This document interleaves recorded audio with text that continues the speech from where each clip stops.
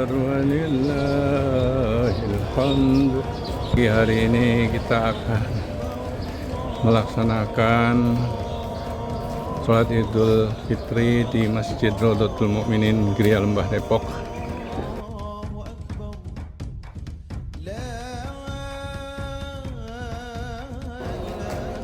Ini adalah hari yang berbahagia bagi kita semua.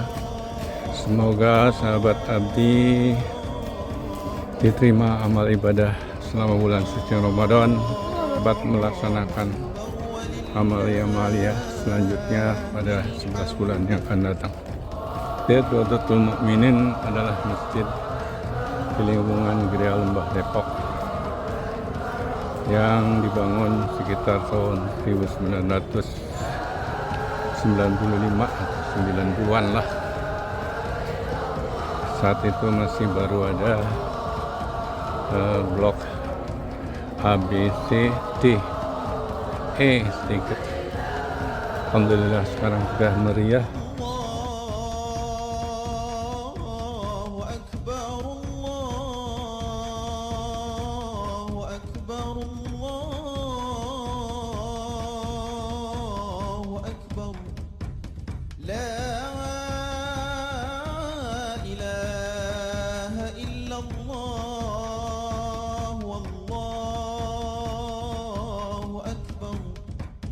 Allahu akbar walillahil hamd.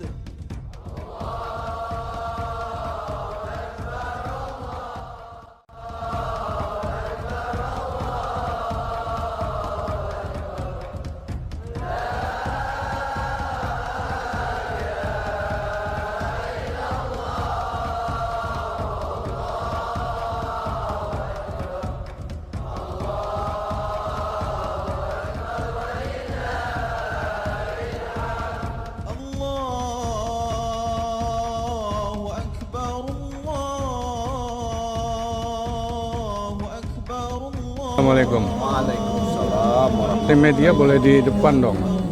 Oh sudah ada ya.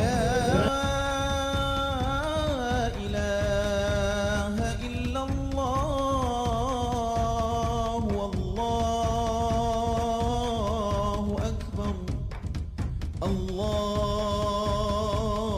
akbar walillahil hamd.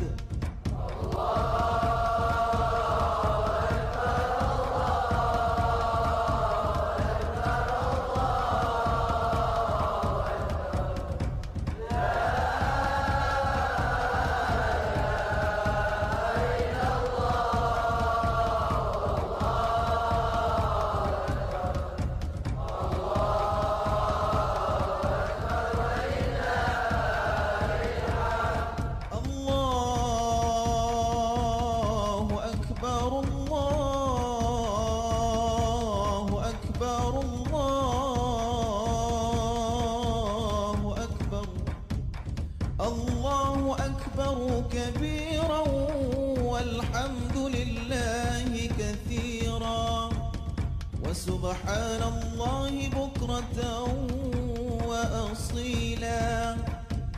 La ilaha illallah wa la na'budu illa iyyahu mukhlishina lahu ad-din. Akbar Allahu akbar Allahu akbar.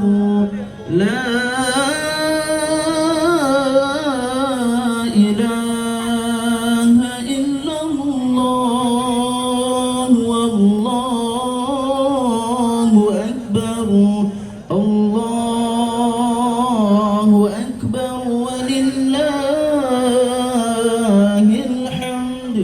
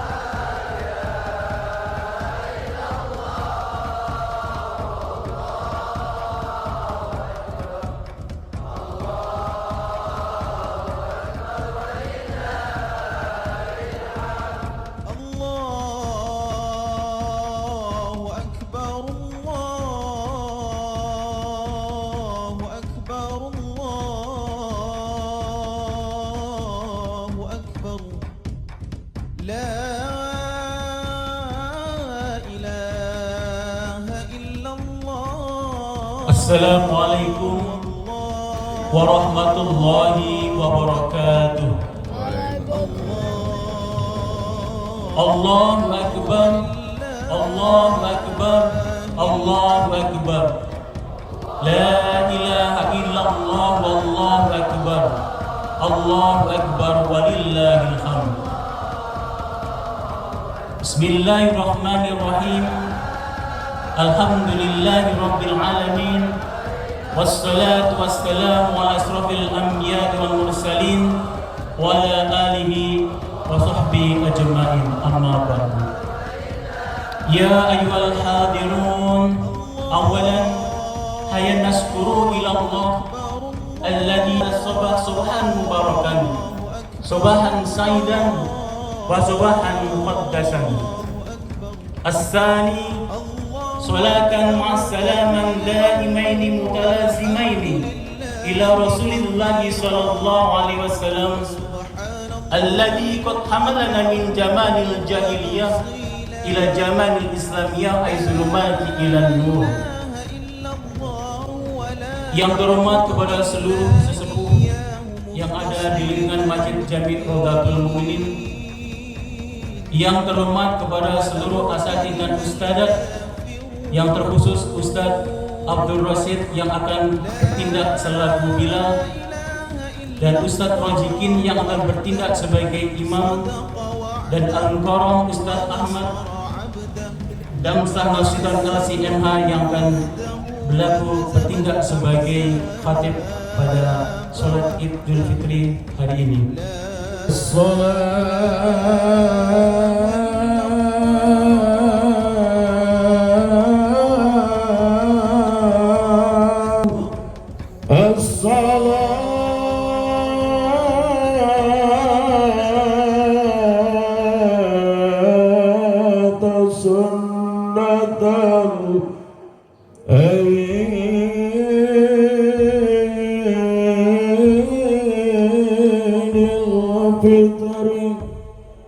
ركعتين جامعة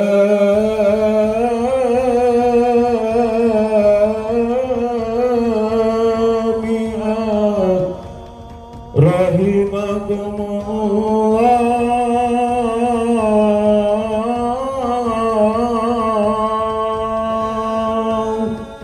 محمد رسول الله. Ini makmuman lillahi ta'ala. Para jamaah sekalian dimohon untuk fokus, kita khusyuk mudah-mudahan sholat Idul Fitri kita diterima oleh Allah Subhanahu wa ta'ala. أنه قال إذا قلت لصاحبك يوم العيد أنصتوا واسمعوا وأطيعوا رحمكم الله أنصتوا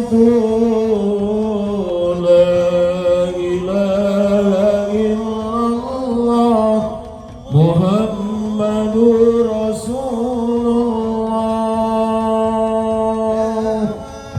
Assalamualaikum warahmatullahi wabarakatuh. Allahumma qawil Islam minal muslimin wal muslimat. Allahu Akbar. Allahu Akbar, Allahu Akbar, Allahu Akbar, Allahu Akbar, Allahu Akbar, Allahu Akbar, Allah. Kullama صام صائم وأفطر. الله أكبر. كلما أورق عود وأثمر. الله أكبر كبيرا والحمد لله كثيرا وسبحان الله بكرة وأصيلا.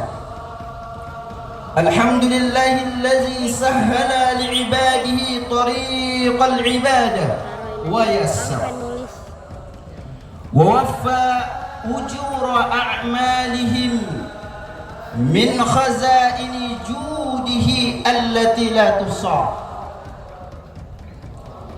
أشهد أن لا إله إلا الله وحده لا شريك له الملك العظيم الأكبر. وأشهد أن محمدًا عبده ورسوله وصفيه وحبيبه. اللهم صل على النبي الكريم وعلى آله وأصحابه أجمعين. أما بعد، فيا عباد الله، أوصيكم وإياي بتقوى الله فقد فاز المتقون. حاضرين jamaah salat Idul Fitri rahimakumullah. Syukur kita kepada Allah Subhanahu wa taala atas karunia yang Ia berikan kepada kita, atas karunia taat yang Ia berikan kepada kita. Sesungguhnya tidak ada nikmat terbesar kecuali nikmat ibadah yang Allah berikan kepada kita. Harta yang banyak tiadalah nilainya kalau kemudian orangnya meninggal dalam keadaan su'ul khatimah. Pendidikan yang tinggi tiadalah bernilai kalau kemudian ia wafat dalam keadaan su'ul khatimah. Jabatan yang tinggi tiadalah bernilai kalau kemudian ia wafat dalam keadaan su'ul khatimah. Maka kemudian sesungguhnya kemuliaan seorang hamba ada pada penghambaan dirinya kepada Allah Subhanahu wa taala. Bahkan Rasulullah SAW, manusia yang agung, Allah berikan kemuliaan karena telah menghambakan dirinya kepada Allah Subhanahu wa taala. Ikhwatal iman, kesuksesan tertinggi bagi seseorang ketika ia meninggal dari dunia, ketika ia meninggalkan dunia dan ia dijauhkan daripada neraka Allah Subhanahu wa taala. Faman zuhziha 'anil nari wa udkhilal jannah faqad faz. Maka siapapun yang kemudian dijauhkan daripada neraka, sungguh ia telah beruntung. Salawat dan salam kepada Rasulullah. Karenanya lah kita diberikan Ramadan, satu-satunya umat daripada umat para nabi yang diberikan Ramadan adalah Rasulullah SAW. Karenanya lah kita diberikan Lailatul Qadar. Karenanya lah kemudian kita diberikan ibadah-ibadah yang dilipat gandakan oleh Allah Subhanahu wa taala. Tak cukup sampai di situ. Bahkan kecintaan Rasulullah terhadap kita bukan hanya menyumbangkan ibadah yang luar biasa terhadap kita. Bahkan tatkala Allah taala menawarkan kepada Rasulullah tawaran yang sangat tinggi yang terdapat dalam surat Ad-Duha, wala sawfa yu'tika rabbuka fatarda. Hai Muhammad, engkau akan diberikan puncak nikmat, yaitu apapun yang Anda inginkan, keridhaan yang Anda inginkan, kesukaan yang Anda inginkan, apapun yang Anda minta, Anda akan diberikan oleh Allah Subhanahu wa taala. Wala sawfa yu'tika, Tuhanmu akan memberikan sampai engkau puas. Hai Muhammad, inilah tawaran tertinggi yang Allah berikan kepada Nabi Muhammad. Berikan sesuatu sampai Muhammad puas, memberikan keinginan Muhammad sampai Nabi Muhammad puas. Apa jawaban Nabi Muhammad? Apa jawaban Nabi Muhammad ketika Allah menawarkan kenikmatan tertinggi? Yang teringat oleh Nabi Muhammad bukanlah anaknya, yang tertinggal oleh Nabi Muhammad bukanlah keluarganya, yang tertinggal oleh Nabi Muhammad bukanlah kerabatnya, tapi tatkala Allah menawarkan kemuliaan tertinggi, Muhammad menjawab, "Izan ya Rabbi la arda wa wahidun min ummati finnar." Kalau begitu ya Allah, aku tidak ridho, aku tidak akan puas kalau satu pun umatku dimasukkan ke dalam neraka. Allahu Akbar, Allahu Akbar, Allahu Akbar walillahil hamd. Ikhwatal iman rahimakumullah, kita diberikan anugerah oleh Allah Subhanahu wa taala dengan Ramadan yang luar biasa. Bahkan terdapat dalam riwayat Ibnu Abbas dari Rasulullah sallallahu alaihi wasallam, Rasulullah bersabda, "Fa iza kana ghadatul 'id ba'atsallahu al-malaikata fi kulli biladin fayahbituna ila al-ardi wa ila sukakil ardi." Apabila telah tiba hari Id, di pagi harinya Allah Subhanahu wa taala mengutus para malaikat. Allah mengutus para malaikat. Mereka kemudian turun di setiap negeri yang kemudian diadakan salat Id. Lalu kemudian mereka berada di pintu-pintu jalanan. Lalu kemudian para malaikat ini menyeru. Apa isi seruannya? Ya ummat Muhammad, hai umat Muhammad, ukhruju ila rabbin karimin fayu'til jazil wa yaghfiruz dzambal azim. Hai Muhammad, hai umat Muhammad, ayolah keluar masing-masing, keluar untuk menuju sholat Id. Maka Allah menyediakan sesuatu pemberian yang sangat besar. Allah memberikan sesuatu ampunan yang sangat agung, meskipun dosa yang begitu besar. Kemudian para malaikat bertanya, Ya Rabb, majal amili iza amila amalah. Apa balasan terhadap mereka yang bekerja apabila kemudian mereka menuntaskan pekerjaannya? Kemudian Allah Ta'ala menjawab, jazai an ufiya amalahum, jazai, balasanku, aku akan sempurnakan pemberian balasan terhadap mereka. Maka kemudian Allah meminta kesaksian, ya malaikati, hai para malaikatku, ushidukum bi anna sawabahum, ushidukum bi anna sawaba qiyamihim wa siyamihim ridaya wa maghfirati. Hai para malaikatku, saksikanlah bahwa sesungguhnya balasan dari pahala mereka, balasan daripada salat mereka adalah mereka mendapatkan keriduanku dan mereka mendapatkan ampunanku. Allahu Akbar, Allahu Akbar walillahil hamd. Ikhwatal iman rahimakumullah, kemenangan sejati adalah kemenangan apabila kita mampu menepis daripada kezaliman dalam diri kita. Di dalam Al-Quran terdapat beberapa model kezaliman. Yang pertama adalah ketika pengakuan Ratu Balqis, Rabbi inni zalamtu nafsi faghfir faghfirli Rabbi inni zalamtu nafsi wa aslamtu ma'a Sulaiman lillahi rabbil alamin. Ya Allah, aku telah menzalimi diriku, maka aku pun saat ini menundukkan diri terhadap Sulaiman. Lalu kemudian para ulama tafsir mengatakan, kezaliman pertama dari seorang hamba adalah kezaliman ketika ia berlaku syirik kepada Allah Subhanahu wa taala. Syirik, musyrik. Jika dahulu kemudian model kesyirikan mereka adalah dengan patung yang terbuat daripada batu dan kayu, diukir dan dipahat, dikultuskan dan disucikan, dianggap memiliki kekuatan yang memberikan manfaat dan kemudian menolak bahaya. Namun kesyirikan zaman ini, di era modern ini berbeda. Seiring majunya ilmu pengetahuan dan teknologi menciptakan daripada kesyirikan-kesyirikan baru di tengah manusia. Manusia dengan bangganya, manusia dengan begitu yakin dan percaya diri bahwa dengan kekuatan akal dan materi dapat menempatkan mereka pada kemuliaan yang setinggi-tingginya. Maka muncullah kemudian, lahirlah kemudian para pengagum pahaman liberalisme, pahaman sekularisme, pahaman pluralisme, pahaman feminisme, bahkan lahir pemahaman yang kemudian adalah komunisme yang jelas-jelas bertentangan daripada ketuhanan, yang jelas-jelas bertentangan daripada nilai ketuhanan.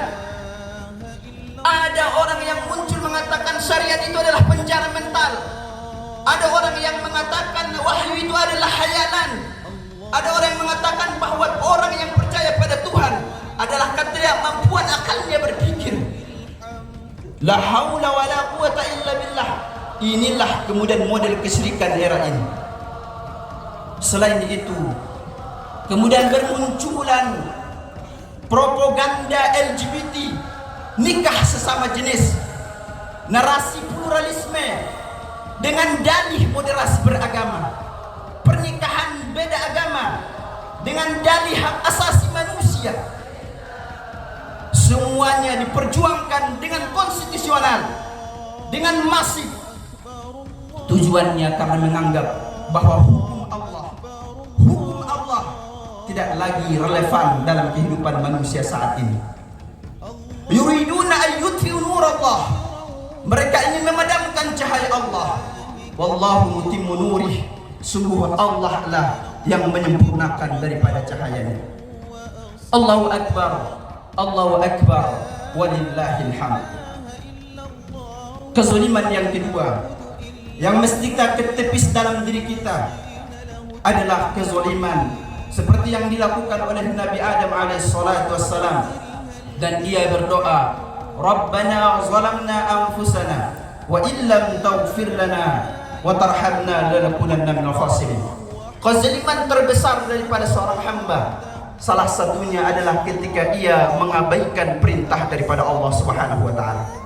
Perintah yang sangat besar bagi seorang hamba adalah perintah salat.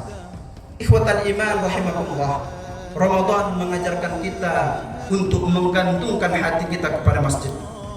Rasulullah mengajarkan kita betapa besarnya nilai salat. Rasulullah mengajarkan kita betapa besarnya kemudian orang yang menjaga salatnya.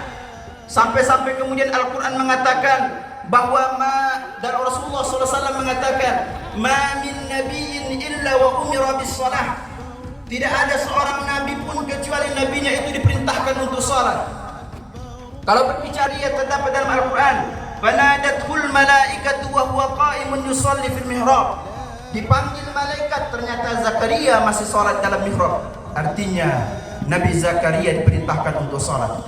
Ketika berbicara tentang Nabi Ismail, wa kana ya'muru ahlahu bis salah.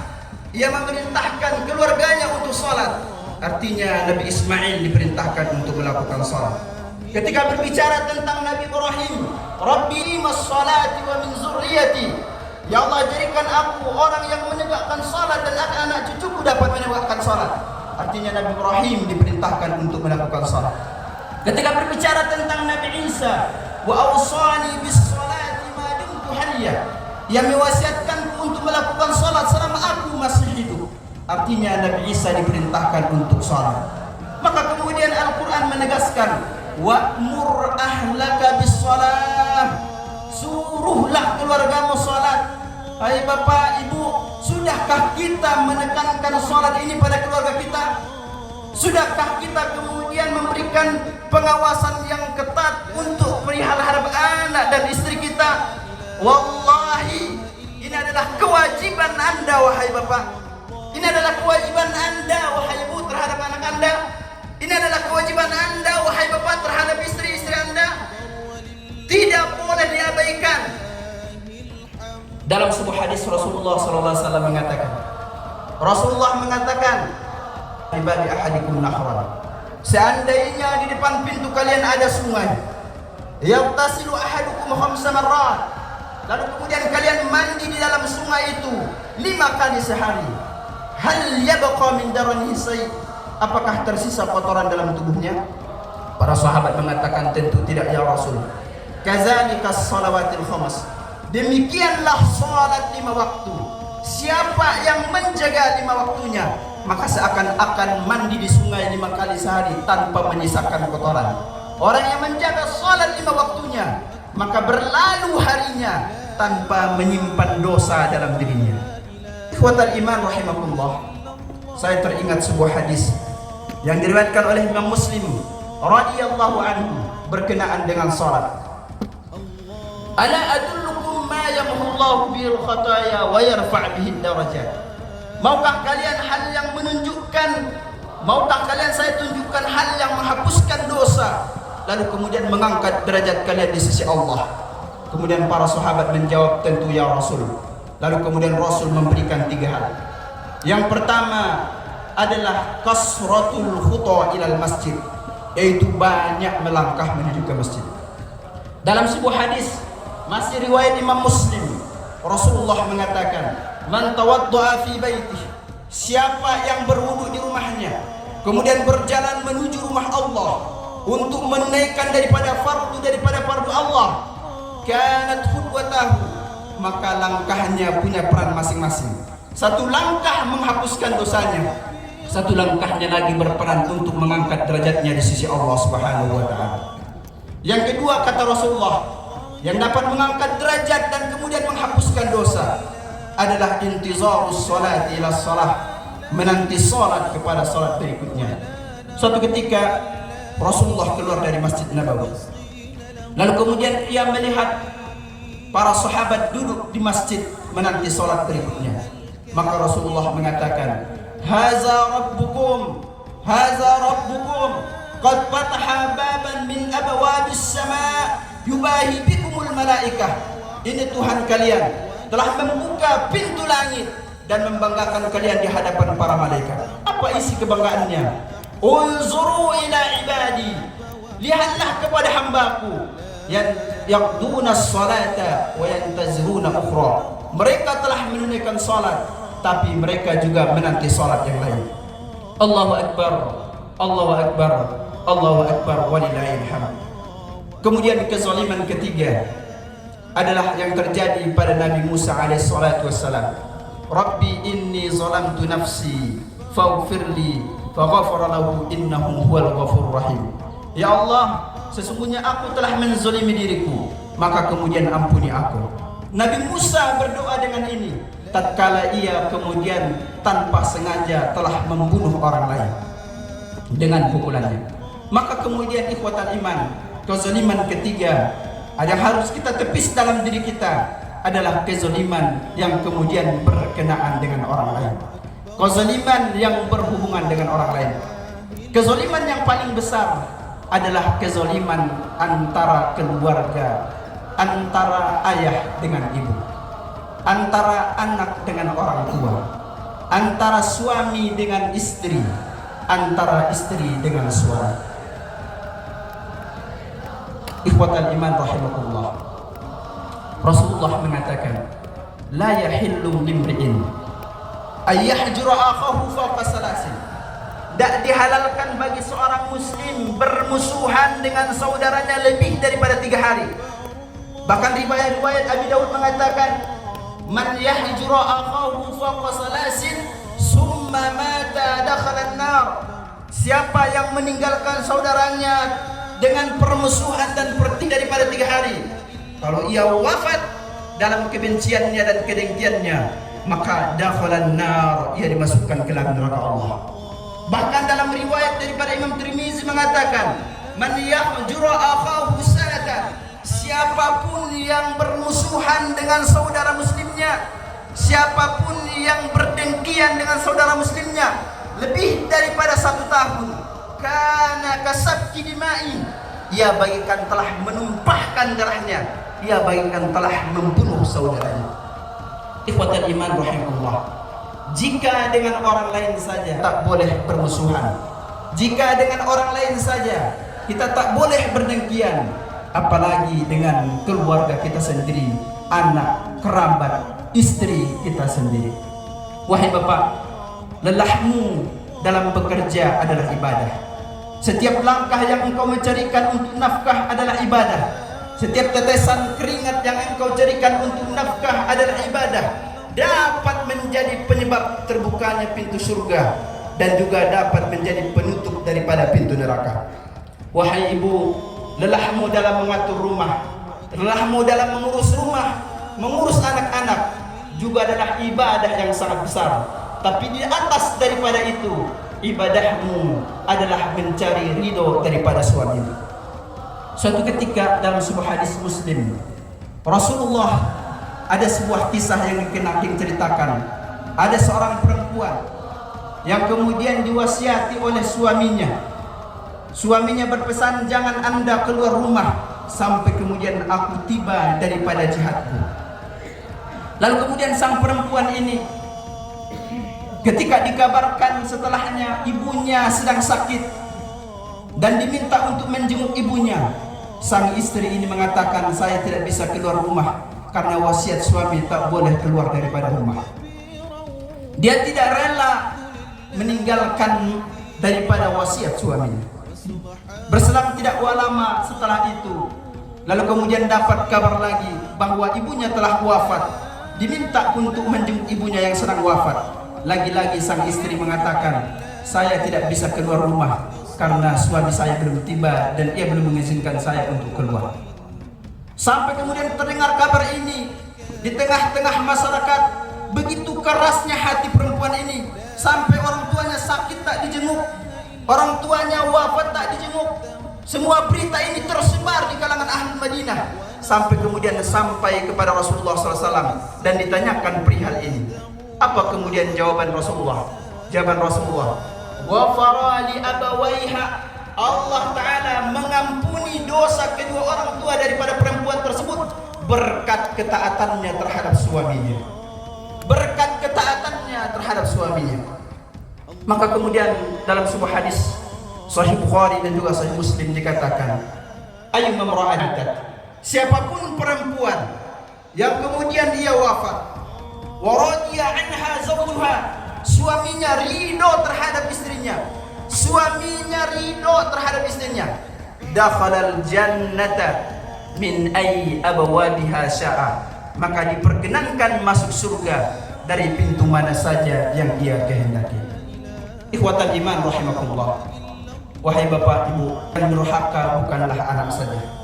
Orang tua bisa durhaka terhadap anak.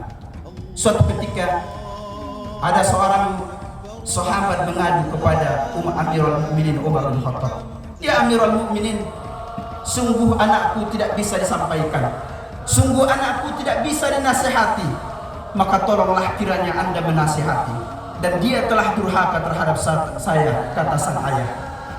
Dipanggil sang anak dan dihadapkan dengan orang tuanya. Lalu kemudian anak ini menegur, ya Amirul Mukminin, bukankah seorang tua punya kewajiban terhadap anaknya? Tentu. Apa saja kewajibannya? Mendidiknya, mengatur sholatnya, mengajarkannya Al-Quran, mengajarkannya adab dan akhlak, mengajarkannya kemudian akan kewajibannya kepada Tuhan. Kemudian sang anak mengatakan, ya Amirul Mukminin, tidak ada satupun yang kemudian dilakukan oleh orang tuaku terhadap saya. Tidak ada satupun dia tidak mengajarkanku Al-Quran, dia tidak mengajarkanku sholat, dia tidak mengajarkanku akhlak dan adab, bahkan dia tidak memberikan nama yang baik bagiku. Maka kemudian Umar bin Khattab marah kepada sang orang tua ini. Kalau begitu, maka andalah yang durhaka terhadap anak anda, bukan anak anda yang durhaka terhadap anda. Wahai bapak ibu, kita wajib memperhatikan kewajiban anak kita terhadap Tuhannya. Yang terakhir sekali, saya ingin mengingatkan kita sebagai seorang yang mengajak kepada kebaikan. Kita seorang yang mengajak kepada kebaikan. Jangan terburu-buru hidayah itu sampai. Jangan putus asa bahwa hidayah petunjuk itu tidak akan sampai kepada orangnya. Kita tidak boleh mengeluh ketika mengajak dakwah terhadap anak kita dan keluarga kita. Suatu ketika Rasulullah dalam perang Uhud, Rasulullah mengeluh ketika Rasulullah mukanya dilumuri dengan darah, kemudian giginya dipatahkan. Rasulullah mengeluh kepada Allah, "Ya Rabb, kaifa yuflihu qaumun wa qad sajju wujuha nabiyihim wa kasaru wa'iyatah." Ya Allah, bagaimana selamat satu kaum yang telah mereka melukai wajah nabinya dan mereka telah mematahkan gigi nabinya. Kemudian spontan keluhan Nabi Muhammad ini ditegur oleh Allah Subhanahu wa taala. "Ya Muhammad, laisa laka minal amri syai'." Urusan hidayah, urusan petunjuk bukanlah urusanmu, tetapi tugasmu adalah menyampaikan penjelasan dan mengajak kepada petunjuk dan hidayah. Adapun kemudian petunjuk sejatinya adalah datang daripada Allah Subhanahu wa taala. Kita tidak boleh putus asa. Barangkali ajakan kita hari ini tidak diterima, tapi esok dan kemudian akan diterima oleh orangnya. Suatu ketika para sahabat, para orang musyrikin Quraisy di awal-awal dakwah Nabi Muhammad, mereka mencemooh Nabi Muhammad. "Hai Muhammad, tidak akan ada tokoh-tokoh Quraisy yang beriman kepada Anda. Hai Muhammad, tidak akan ada tokoh-tokoh Quraisy yang percaya sama Anda. Kalau seandainya himar mereka beriman kepada Anda, saat itulah mereka baru beriman kepada Anda. Seandainya unta mereka beriman kepada Anda, saat itu pula mereka menyatakan iman kepada Anda. Seandainya kuda mereka beriman kepada Anda, saat itu juga maka kemudian mereka akan beriman kepada Anda." Inilah bentuk cemoohan mereka terhadap Nabi Muhammad SAW terjadi. Umar yang tadinya adalah musuh Islam, yang tadinya adalah penentang Islam, tapi kemudian ia menjadi pembela utama daripada Islam. Kita nggak boleh putus asa terhadap dakwah yang kita sampaikan kepada anak, keluarga dan kerabat kita. Yang kedua adalah adab kita dalam menyampaikan ilmu itu, adabul istijal, jangan terburu-buru. Teruslah kemudian sampaikan dakwah itu sampai pada bab akhir yang kita bisa lakukan. Rasulullah, saya mengisahkan kisah ini sedikit. Rasulullah sangat ingin sekali Abu Talib masuk Islam. Bahkan di akhir hayatnya tatkala Abu Talib kemudian sakit, yang sakitnya membawa kepada kematian, Rasulullah datang kepada pamannya. "Ya am, hai pamanku, qul la ilaha illallah." Katakanlah la ilaha illallah, uhajju biha laka indallah. Saya akan perjuangkan Anda di hadapan Allah apabila Anda menuturkan la ilaha illallah. Tapi kemudian Abu Talib tidak mau menuturkan la ilaha illallah. Nabi Muhammad menunjukkan akan keinginannya akan Islam. Ia tunjukkan begitu inginnya, begitu kuatnya, begitu semangatnya mengajak Abu Talib. Lalu kemudian turun firman Allah Subhanahu wa taala, "Innaka la tahdi man ahbabta, walakinna Allah yahdi man yasha." Hai Muhammad, Anda enggak dapat memberikan petunjuk terhadap siapapun, tapi Allah lah yang memberikan petunjuk terhadap siapa yang Dia kehendaki. Tugas Anda menyampaikan dan mengajak, tugas saya memberikan hidayah dan memberikan taufik. Kita perlu belajar terhadap Nabi Nuh alaihissalatu wassalam. Ketika ia mengajak anaknya untuk bertaubat kepada Allah, di akhir-akhir perjuangannya tetap ia perjuangkan meskipun anaknya durhaka kepada Nabi Nuh mengatakan, "Ya bunayyarkam ma'ana wa la takun minal kafirin." Hei anakku, ayolah naik ke perahu kita dan jangan Anda menjadi orang yang ingkar dan kufur. Anaknya menjawab, "Sa'awi ila jabalin." Saya akan mendaki gunung ya'simuni minal ma', yang dapat menjauhku daripada bencana. Kemudian Nabi Nuh tidak putus asa. qala la asimal yaum, gak ada perlindungan kecuali daripada Allah Subhanahu wa taala. Kita tidak boleh putus asa dan terburu-buru menyampaikan ajakan terhadap siapapun yang kita ajak. Lakukan sampai kemudian pada titik akhir yang kita bisa lakukan. Ikhwatal iman rahimakumullah. Terakhir sekali, saya ingin menutup hadis Rasulullah terhadap ma'syarul ansar. Suatu ketika Rasulullah mengumpulkan daripada kaum muhajirin dan kaum ansar. Khamsun idza tulitum bihinna wa auzubillah, kata Rasulullah. Ya ma'syaral ansari wal muhajirin, hai mayoritas, hai bangsa Ansar dan Muhajirin, ada 5 hal apabila kalian diuji, sungguh aku berlindung kepada Allah, jangan sampai hal itu tiba kepada kalian. Apa yang pertama kata Rasulullah? Kata Rasulullah, walam yanqusu al-mikyala wal mizana illa ukhizu bis-sinina wal maunah wa syiddatil hayat. Tidaklah satu kaum itu kemudian mereka suka menimbang dan menakar, kecuali Allah titipkan kehidupan yang sangat sempit dalam negeri tersebut, kehidupan yang sangat sempit dalam keseharian mereka. Yang kedua kata Rasulullah, lam tazhar al-fahishah fi qaumin illa fashahullahu bit-ta'uni wal auja'i wal bala. Tidaklah satu kaum itu terang-terangan berbuat maksiat kecuali kemudian Allah titipkan penyakit, Allah titipkan bala yang tidak pernah ditemukan pada masa-masa sebelumnya. Kemudian yang ketiga, walam yamna'u zakata amwalihim illa muni'u minal matar laula al-bahaim lam yumtiru. Dan tidaklah kaum itu menolak, enggan memberikan zakat daripada harta mereka, kecuali Allah enggan menurunkan hujan kepada mereka. Kalau bukan karena binatang, niscaya hujan tidak akan diturunkan oleh Allah. Yang keempat, walam yanqudu ahdallahi wa rasulah illa sallatallahu alaihim aduwan min ghairihim akhazu ma fi aydihim. Jika kemudian kaumnya tidak lagi menepati janji terhadap Allah, jika kaumnya tidak lagi menepati janji terhadap Rasulullah, tidak memperdulikan syariat Allah, tidak memperdulikan syariat Rasulullah, maka Allah titip musuh yang datang ke negeri tersebut untuk mengambil kekayaan mereka dan untuk mengambil harta mereka. Kemudian yang terakhir kata Rasulullah, walam tahkum a'immatuhum bil kitab was sunnati wa bil adl ja'ala ba'sahum bainahum syadid.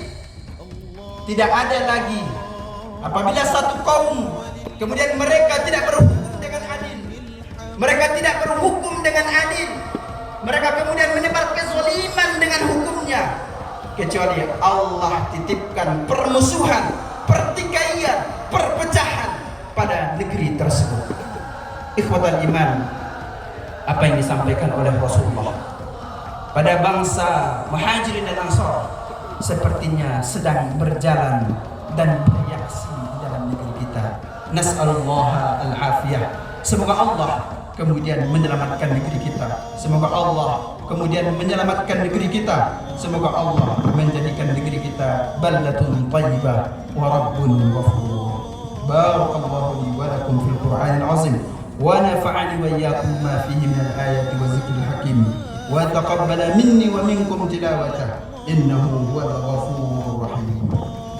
اللهم صل وسلم وبارك على سيدنا محمد وعلى آله سيدنا محمد. Allahu Akbar, Allahu Akbar, Allahu Akbar, Allahu Akbar, Allahu Akbar, Allahu Akbar, Allahu Akbar, Allahu Akbar kabira walhamdulillahi katsira. Alhamdulillahi ala ihsani wa syukru lahu ala taufiqihi wa imtinani.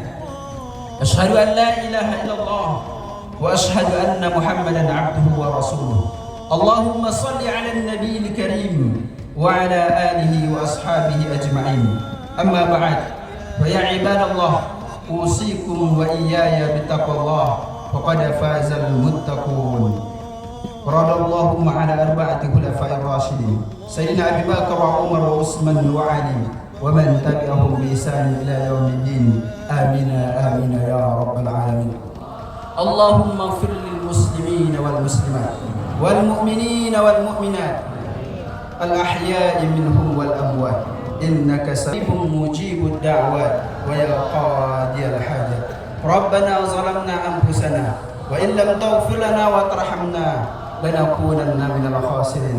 Ya Allah, ampunilah dosa kami terhadap anak kami ya Allah.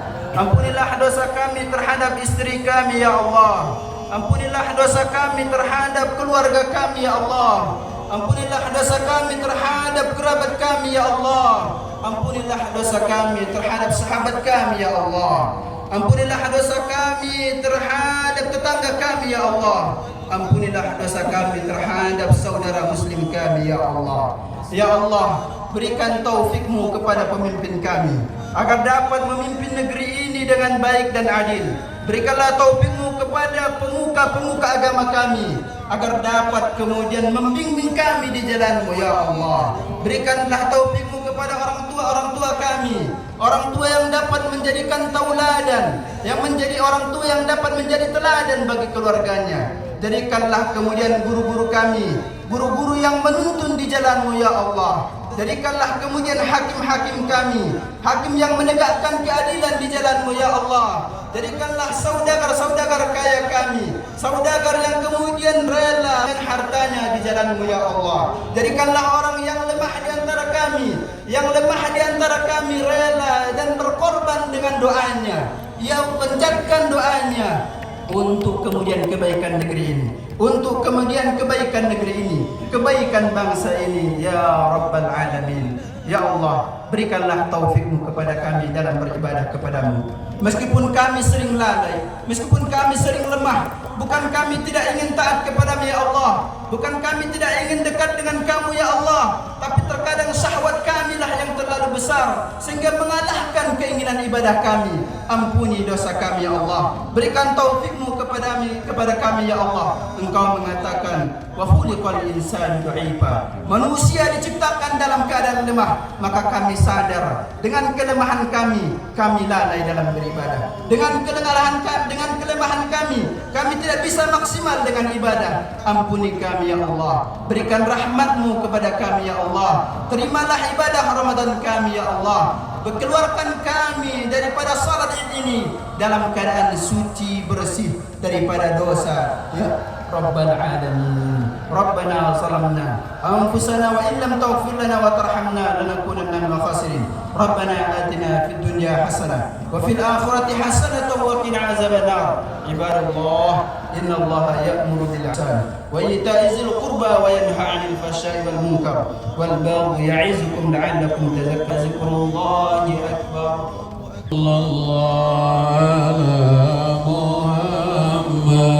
Sallallahu alaihi wasallam. Sallallahu ala Muhammad.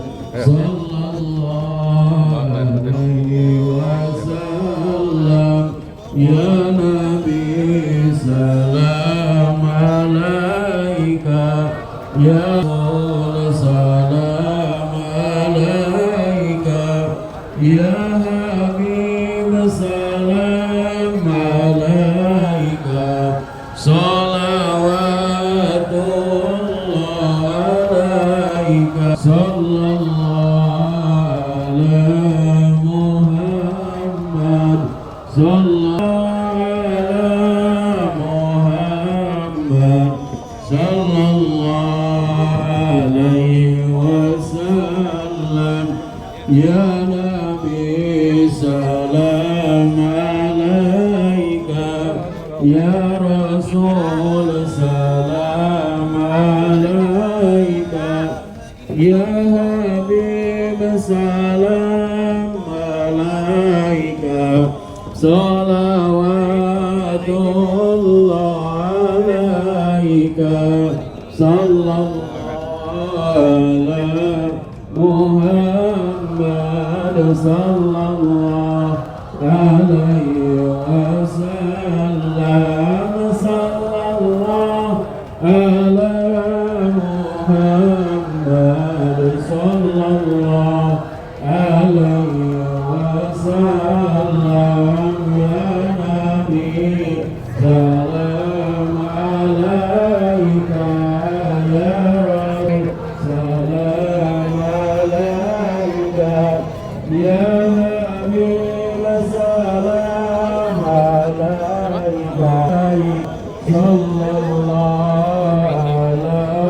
alaika sallallahu ala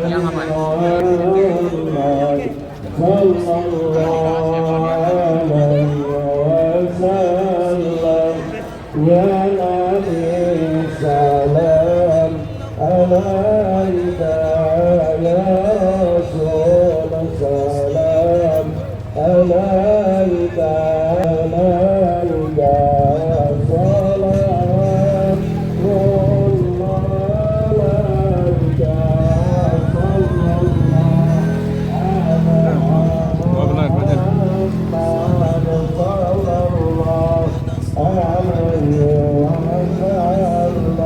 عز جنده وهزم الأحزاب وحده لا إله إلا الله. Pencerahan yang sangat memberikan makna bagi para hadirin. Mudah-mudahan sudah menjadi berkah bagi umat muslim di lingkungan RW 25 Abadujaya. Dan yang lebih utama adalah mudah-mudahan kita diterima amal ibadah kita, sholat kita, puasa kita oleh Allah Subhanahu wa taala dan diampuni segala dosa kita. Termasuk mudah-mudahan kita dapat istiqomah menjalankan seluruh amal ibadah pada 11 bulan yang akan datang. Dan yang utama bagi kemenangan pada bulan suci atau bulan yang sangat didambakan oleh kaum muslimin ini adalah bagaimana kita mengikis arti atau manfaat dari kemenangan itu adalah mengikis segala kekurangan-kekurangan yang ada pada diri kita dan berkomitmen untuk melaksanakan seluruh amal ibadah kepada Allah secara istiqomah. Sampai saat ini mudah-mudahan RW 25 atau Kriya Lembah Depok makin masjidnya makin semarak. Demikian saja, mudah-mudahan ini membawa keberkahan, keriduan untuk kita semua. Demikian, Assalamualaikum warahmatullahi wabarakatuh.